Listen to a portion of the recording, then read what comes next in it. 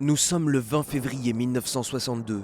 John Glenn décolle de la base de Cap Canaveral en Floride, un vol orbital de 4 heures et 56 minutes à bord de Mercury, un minuscule vaisseau.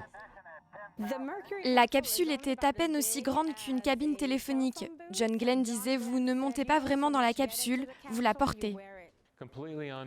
À l'époque, on ne savait pas quel serait l'impact sur le corps d'une telle expérience.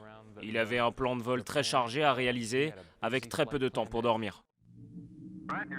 Une mission dangereuse qui manque de tourner à la catastrophe lorsque le système de pilotage automatique tombe en panne.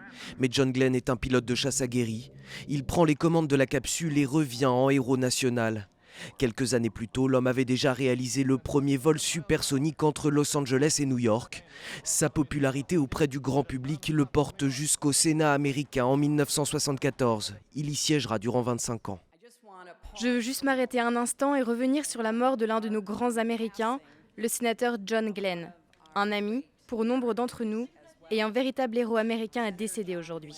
En 1998, 36 ans après son premier vol en orbite, John Glenn est renvoyé dans l'espace. Il réalise un nouveau record, celui du plus vieil astronaute.